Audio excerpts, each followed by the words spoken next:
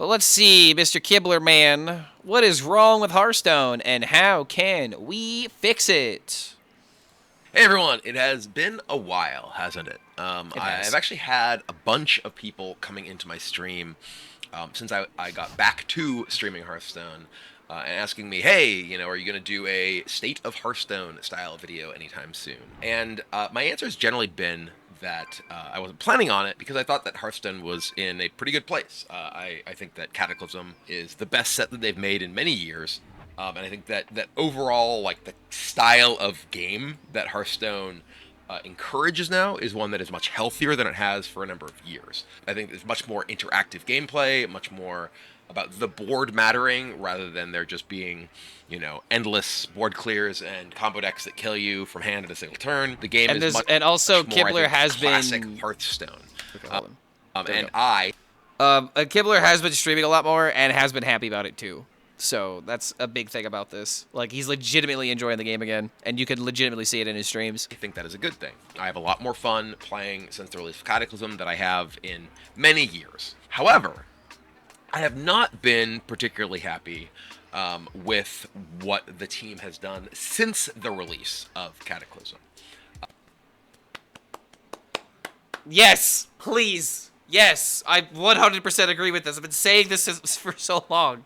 The release of the expansion was so good, and every decision afterwards has not landed. They had such good momentum, and then they took the momentum out of their sails.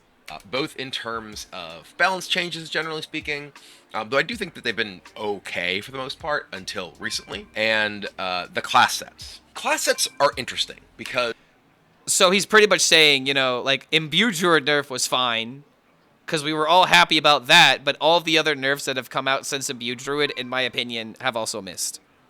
I think it's very clear, and it was even the stated goal, that the idea behind class sets is that you can release more cards for a class at once and give that class like a moment to kind of have a resurgence that is more likely to have an impact on the overall sort of texture and balance of the metagame than you would be able to have with Big releasing dudes. like a typical mini set. Historically speaking, mini sets have often been carried by like powerful neutrals. In order to have an impact on the metagame, you have things like Yogg, that like Mutanus. on release Yeah. was totally broken, ended up being very, very powerful for, most of his time in standard, and, in some ways very frustrating because of its omnipresence. I can totally understand the desire to move away from feeling the compulsion to do that, feeling like you have to do that. Because I think that a powerful neutral card that shows up in a huge number of decks often leads to the homogenization of deck building and gameplay, and that can be frustrating. So Yeah, I want mini sets back. Class sets are so bad. I mean, again, like, I really think that class sets are not necessarily a bad idea, but you cannot turn this into a situation like it was in this expansion where there are, like, it's really funny how this started out where everyone was like, wait a minute, the Deathwing classes are getting so much, everything because they're getting the Herald mechanic. Then Deathwing and Warlock, or I'm sorry, then the Death Knight and Warlock don't do so well. And now suddenly it's like, it's kind of the reverse now where everyone's thinking about, oh, what happened to DK and Warlock? And that's because, again, this is what happens when you make a schedule and you are, going to hopefully be giving, Warlock and DK more things down the road. But if you do it now, you're going to screw up everything that will be happening down the road. And I feel like class sets, generally speaking, make this problem a lot worse because now there's only so many answers to the problem. You know what I mean? Where, like, if these class sets didn't hit, everyone's going to be talking about how, they're too powerful. I'm sorry, that people are going to be talking about how they don't have enough impact, versus the other problem with a lot of these class sets would have is if they were too powerful, like we're kind of seeing with Companion Hunter, we're already seeing people dislike the class sets for both of the reasons that you would assume. And so I really feel like the biggest issue at the end of the day is balance. I think class sets can be fine, but the execution of it was definitely not there because it feels like you are essentially ignoring the other classes that kind of demand the attention right now as you are propping up the classes that already have so much, like the hunters, like the paladins. And then in other situations, you also have this problem where you tried to make Mage good, and now Mage is still struggling too. So it's like, the biggest problem here is that you said you wanted class sets to do something, and they didn't hit on almost any of them. This all comes down to execution. Now, I do believe, while saying that, I still believe that mini sets are harder to screw up. But Brian Kibler does have a good point here. A lot of people were right about being, annoyed of mini sets because of the one card, like the Mutanus, like the Yogg, that would essentially carry the mini set, and now suddenly you have to run this kind of card. So I think it's good that they're trying to step away from that, but again, this execution wasn't there. Totally understand that, like, hey, instead of this, let's try this other thing. That said, I think there's both a lot of pitfalls with the sort of idea of class sets, and also with the specific implementation of how they've gone about introducing them. From just a conceptual standpoint, one of the big issues with class sets is that you only release a few of them, right? Duh. You're not just releasing a whole expansion. If you are releasing these, you're only releasing them for a small number of classes at a time. The problem with that is that I feel like it is unreasonable to have a level of foresight that allows you to identify what classes will be seen as needing help at a particular stage of the life cycle of the game. If you could... Literally, this is just a different way that I was explaining the schedule. If the schedule demands that they can't change Warlock or they can't change DK, they're not going to. And that's the reason why we're not getting buffs to those classes. There's clearly, there is something planned down the line that if you were to buff these strategies now, they will become a problem later, so you just have to bite the bullet. Figure that out, then you just balance them in the first place, right? And like you said, it requires a ridiculous amount of foresight, too. Like, it is impossible for anyone to do that. Kind of fundamentally is there are certain classes that are generally viewed as not having very many options or not having very many powerful options, whether, things like Warlock or Death Knight, right? That people are like, I'd love to get cards that would make this class better, the decks for this class better. But they're not coming out now. They're coming out sometime later in the year when they, people feel like they need the most help right now. I think that, if you look at, like, the classes that did get class sets, right? Like, Druid and Paladin were, like, already two of the most prominent... on top of Hunter, yeah, man. And it's like, this is kind of funny because I feel like I'm about to predict what he's about to say, but what ended up happening is that the classes that were really good got better, and then the classes that still didn't have anything became worse because of this. Mage being a great example. Mage got a class set that didn't hit the mark, and it just got worse because of it. Classes in the metagame. Hunter was pretty prominent, even though it only had, like, one really, like, popular build, and I think the Hunter class set is the most, like, successful of them in terms of introducing something that feels new and different and is powerful to a certain extent without seeming oppressive. I do think there's some issues that I have with the nature of the Animal Companion style deck gameplay, but I feel like that is the most successful by far of the class sets in terms of offering something that feels relatively fresh and new. My view of the problem being that it's a Confront the Tol'Vir deck now that just leans on Tame Pet being busted with Confront the Tol'Vir, and that's not new. And Confront the Tol'Vir is the problem there, though, not the new designs. But regardless, I think that was, like, a pretty successful implementation of class sets. You're like, hey, here's a bunch of cards that mostly do, like, a new thing. But there's also, like, Paladin, like, okay, there's these dude cards, there's these Silverhand Recruit cards, but they kind of mostly fit into the same type of deck that people were already playing in Paladin. It doesn't feel... I said this so frequently when these cards were announced, where this is just gonna be another Curve Paladin. It's the same play style, but with a different payoff. And you don't have Control Paladin working right now. You don't have a Dragon Paladin working right now. Imbue Paladin is dead to the test of time, Like, all you really did was make another archetype that plays very similarly, but also is very dependent on these, for lack of a better word, parasitic cards in order to make the archetype work. And someone said this in chat earlier. I think we need more good cards that aren't tailored for packages and can be used singularly. I very much agree with that, Lion.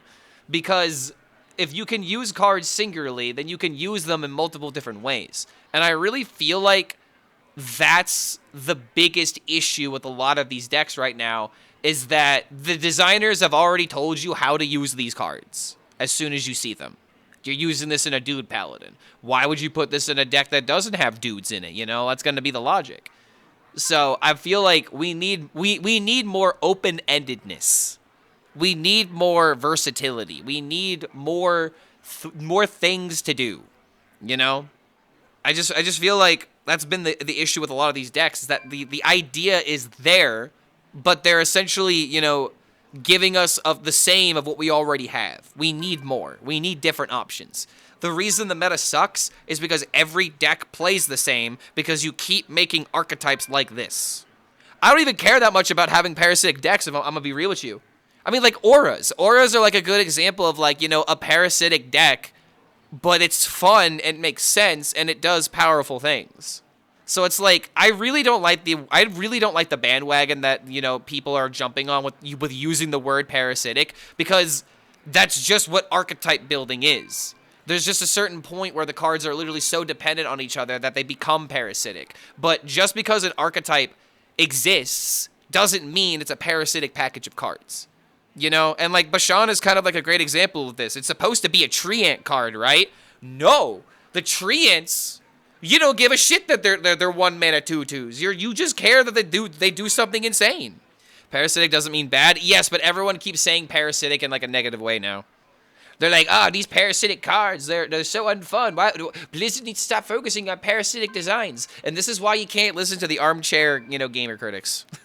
There's a difference between, you know, hopping a bandwagon and just parroting what everybody is saying in order to be right, versus to actually sit down and think about this, you know. But regardless, I don't blame people for doing this 100%, but it's just like, you got to be more ingenuous. You got to be more genuous. You know what I mean? A lot of people are being disingenuous about how they're approaching their criticism, and I'm always trying to, you know, find a healthy middle, because we need to do what's best for the game. At the same time, that doesn't mean accepting every single decisions that the devs make with grace and, you know, and happiness. They kind of mostly fit into the same type of deck that people were already playing in Paladin. It doesn't feel... Is Bashana a good example of multi-use card? Yes, 100%. Because I saw Bashana actually see play in Token Druid. There were some people that were putting it in there as like a late game win condition that you could maybe like get a scam with or something. And also people use it in Ramp Druid. There are ways to utilize it. It may not be great, but it still is there. And it's like, there's a difference between coming out with a card that only has one function and then it doesn't do well with that function, versus when you have a card that can be used interchangeably, and it may not be great in one deck, and so it's used a lot more commonly in the other, but you still have that option, and it's not like an automatic loss. Back in the day, aggro decks used to run Ragnaros as top end. You know? That's a great example of what Bashana is.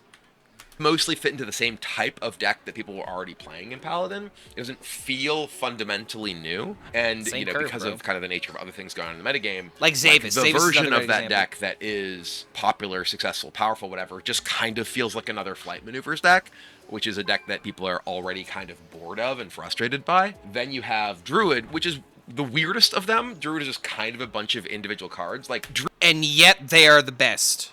This is what class sets should be. Seeding Dragon, you can have your opinion on whether or not it's, like, you know, worthwhile or it's a useless card. But, like, Life Boom and Bashana, big W's.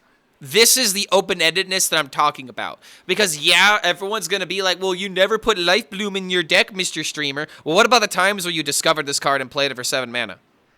This is why I'm fine with a card like Life Bloom being in the game, because you can put it in your deck, but then about all the other games where you have it randomly, you know, impact the game, this is a beneficial card to be adding. We need more open-endedness. Druid could have basically had a traditional mini set. Like, a couple of the cards see any play, most of them do not. And if, like, just those couple cards, I forget the names of them offhand, but, like, the, you know, the double shield block if you didn't play a guy, basically. That could just be a card in a mini set, and it have basically the same impact on the metagame from the perspective of Druid that the entire mini set does, because it's fairly disjointed and not really necessarily overlapping in sort of very meaningful ways. When it comes to like the actual deck building and gameplay style. And then There's Mage. Leyline Mage is a terrible deck. I mean,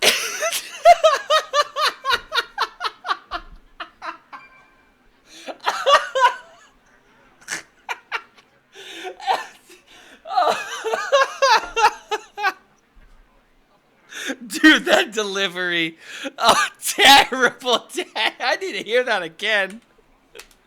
there's Mage. Leyline Mage is a terrible deck. I think if you look at it like conceptually, I've seen people say like, well, this sucks because you have to play this thing first and then play this other thing, and it's like, okay, but that's kind of a typical play pattern. You have scalar and output. You have enabler and payoff. It's fine that you have a deck that's built that way. There's kind of But fundamental but it's the pitfalls payoff, in terms man. of the potential gameplay payoff experiences, sucks. deck building, etc. that goes into that. But you have this whole pool of cards which basically are just about ley lines, and they are all very bad.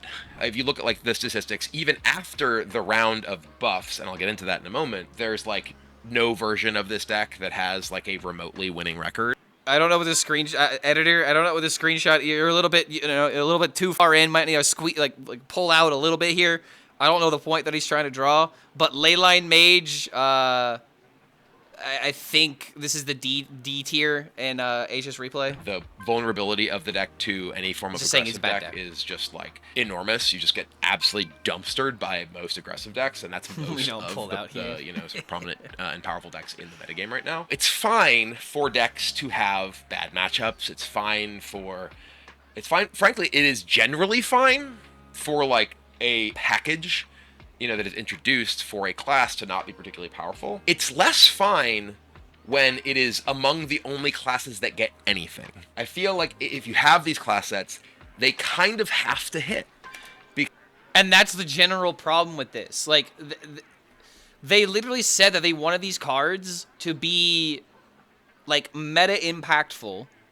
And now the Mage cards aren't meta impactful. The Paladin cards are not meta impactful. The Hunter cards are meta impactful. And the Druid cards are somewhat meta impactful, but only about like half of them were. So it's like, again, it's the execution that's the biggest problem here. They played it way too safe with Leyline Mage, and then they continued to play it too safe when they were thinking about buffing it. So it's just like, again, class sets aren't necessarily like a bad idea in concept, but you are not allowed to fail with them, because then you have situations like we have right now where people that wanted something new are getting easily frustrated by the one new thing that is, quickly seeing play because Companion Hunter is so good, while all the other options do not work. You play Leyline Mage for more than 10 games, and all you do is continue to be frustrated. How is it when you were playtesting this, you didn't catch that? This is why I really want them to post a deck talking to like, hey, this is what our idea was for Leyline Mage. It's just, I just really want to know the thought process, because this has to hit, and it's not hitting.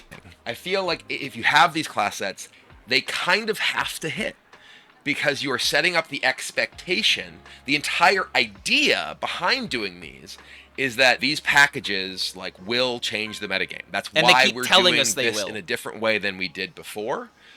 And when you don't, it's a little bit of a failing. But the real failing in my mind is the balance change that came after. If you look at the balance changes for Leyline Mage, I literally can never remember. It's Surge Needle. I always call it Siege Noodle, but they made that like a 3/5 instead of a 3/3. Sure. They made Arcanomicon cost 6. Sure. Both those are like clear buffs. But then they made Crystallized Leyline go from 6 cost summon a random 6 to 5 cost summon a random 5. I am convinced this made the card worse. And it is, of course, framed as a buff. It is true. And the reason that I'm convinced that this made this card worse is that your best draws are basically 2-drop enabler, 3-drop enabler, 4-drop enabler into Leyline, right? Like, theoretically, that's your best proactive draw. This is now worse in your best draw, because you have a less powerful effect that you're playing for 1 less mana that gets you the same thing you did before. Like, previously you'd spend 5 to summon a 6-drop on 5 mana and get 2 of them because you played all the enablers ahead of time. That is clearly better than just summoning 2 5-drops and having a mana left over most of the time. Again, this is like in a vacuum, your proactive draws. Obviously having, the ability to play interaction has some value. But the larger point is that previously, if you played like both of your mana sabers or whatever they're called, the 2-drop that buffs the power of your ley lines, you would summon 8 drops. Yep. And a random 8 drop is really good. Yep. Like a random 8 drop, there's like a lot of, there's like Tyrion, there's Dracorex, there's like immediate all these impacts. like actually powerful minions. But now, if you play both of them, you summon 7 drops. 7 drops suck. Since the patch, I've played a decent amount of Leyline Mage, like a handful of games here and there, just because I am consistently discouraged and don't really want to play anymore after playing. Speaking the truth, man. Discouraged. I am too. Every single time you played Crystallized Leyline, you were always discouraged to, like, you would always think twice before playing it, and not in the good way. You would think twice on, why am I playing this shitty deck? You would think twice on, wait, what cards actually save me? Never mind, the odds of hitting that are so ridiculously low, I have to go with any other play unless I'm dead otherwise. It's just, oh my god. And that's the thing. And it's like, dude, I get so annoyed talking about this because, like, I said this would happen. I said that this would happen. And people, like, asked me for ideas on how I thought the card should be buffed. And, like, one thing I'm pretty sure that I said is that I didn't want it to be reduced in mana cost and also change that. Because if they change that, it screws the thresholds. The thresholds are the important thing. Because upgrading twice is now a detriment. It sucks. It really sucks that, like, a lot of people had this kind of foresight, and the people that didn't have the foresight are the ones on the other side with the levers. You gotta have that foresight. A handful of games here and there, just because I am consistently discouraged and don't really want to play anymore after playing, a game or two. And I have not streamed because I have not felt compelled to share this gameplay because I'm just frustrated. And I've won like one game where I've cast a Leyline that summoned a 7-drop. Like, the average 7-drop is very bad. There are very few of them that have, like, Rush or Taunt or anything that is impactful. And, like, you are like, charging up to something that's not even good. It's fine having the enabler and payoff input-output kind of structure for a deck, for a, like, pool of cards, but it has to be worth the time and mana and everything that you spend setting up to it. Again, I talk about how, like, even the like, winningest versions, if you look at the stats on, like, something like HS Replay of Leyline Mage, have, like, under 50% win rate. The best of them don't even include Crystallized Leyline, because the card is terrible. You really have to just think about, like, what modern Hearthstone is like. What is the high... And that's after the buff, too. That's the sad thing. It was true before the buff, and then it's still true after the buff. The buff did not work. They played it too safe. I just don't understand it, man. The Leyline Mage have, like, under 50% win rate. The best of them don't even include Crystallized Leyline, because the card is terrible. You really have to just think about, like, what modern Hearthstone is like. What is the highest casting cost minion in any competitive deck who does not have, like, Rush or Taunt, whose primary goal is to, like, attack? And I think the answer is just Slither Drake. There's, like, nothing that isn't, like, a taunt or, again, like, Rush, some sort of Jiminator, or whatever, that, like, you're primarily playing it just because I'm getting some stats. We're watching Kibler's breakdown of the class sets. How's it going, guys? Mr. Jim. Mr. Jim the Fit. Mr. Jim as in G-Y-M, because, man, he's swole. Okay. Because the card is terrible. You really have to just think about, like, what modern Hearthstone is like. What is the highest casting cost minion in any competitive deck who does not have, like, Rush or Taunt, whose primary goal is to, like, attack? And I think the answer is just Slither Drake. There's, like, nothing that isn't, like, a taunt or, again, like, Rush, some sort of battle cry or whatever, that, like, you're primarily playing it just because I'm getting some stats. The souped up version of this that you've spent mana invested in is, like, giving you random, which is going to have worse stats at, like, every point. Sure, you get 2 bad minions, you're still dead. I feel like these changes were made in a way that, like, really did not understand the deck.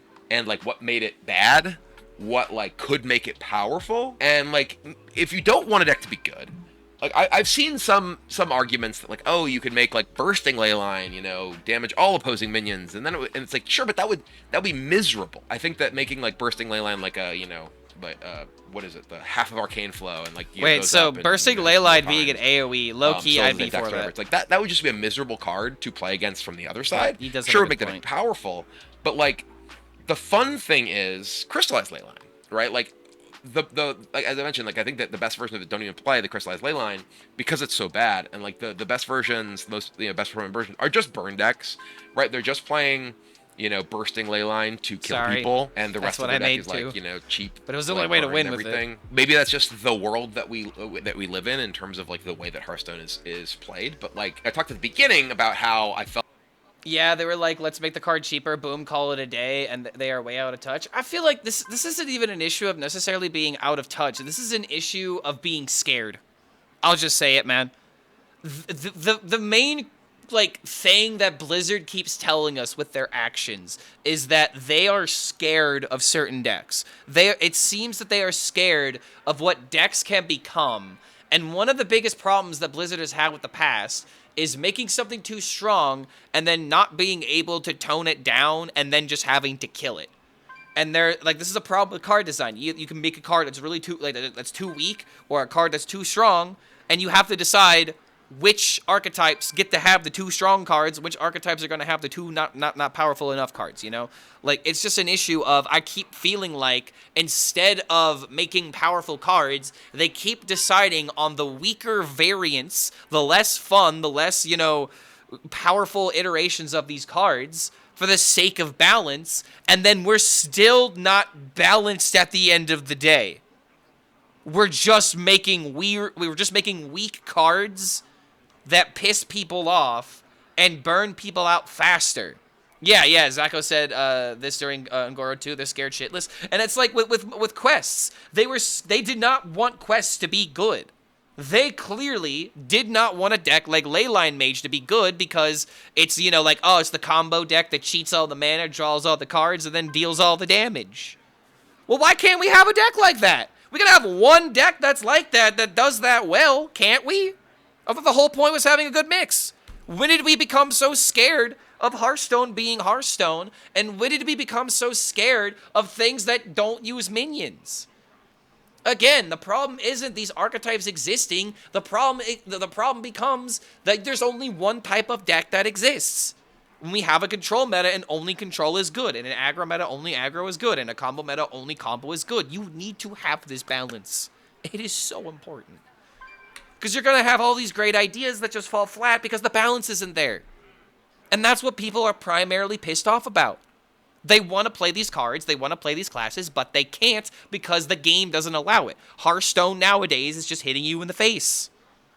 So their deck is like, cheap, like burn and everything. Maybe that's just the world that we live in terms of like the way that Hearthstone is played. But like I talked at the beginning about how I felt like a lot of what is compelling about Hearthstone now as opposed to like during the period where I decided that I wasn't enjoying it and didn't want to play anymore is that the game is much more about the board. But like if you're gonna make cards that are like about the board, they need to do something to the board that is worth the mana you pay in them, right? I feel like if Crystallized Leyline, instead of getting reduced in cost and reduced in the mana value that it summoned, was like a discover effect. Like that feels really good that you get like a payoff of, oh, I can hit like a taunt, I can hit a rush minion or whatever.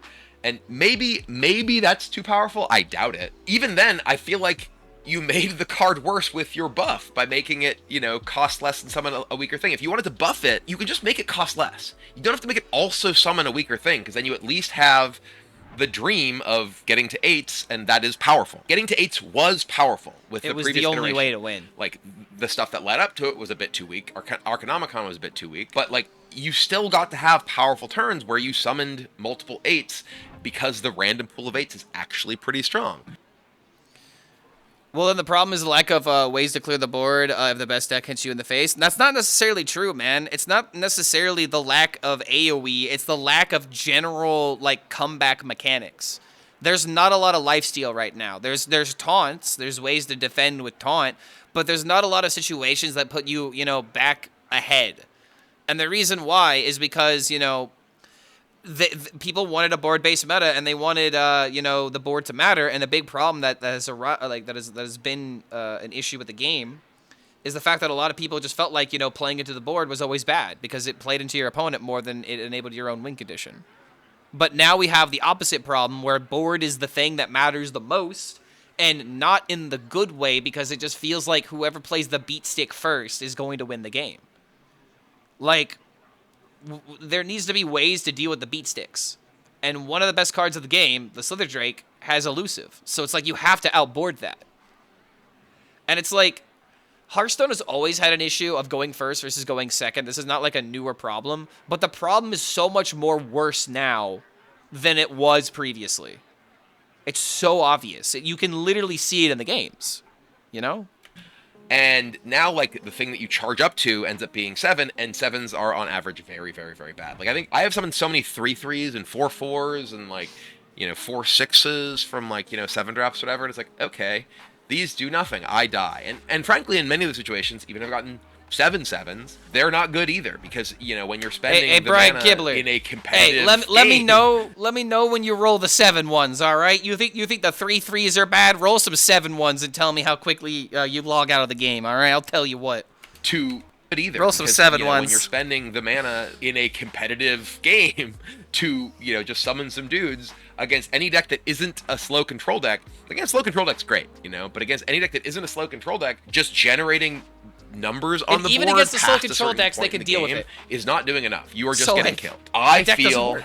like there is a disconnect between, like, what the problems are and what the solutions we are presented with balance changes become. I see, you know, a lot of people are like, well, they should buff, like, Herald Death Knight, they should buff, like, Warlock, you know, because these are bad. But, like, I think there's certain, like, play styles, and this is kind of what I was saying. Like, yes, would Leyline Mage be better if you know, made it into AoE all their guys? That scales.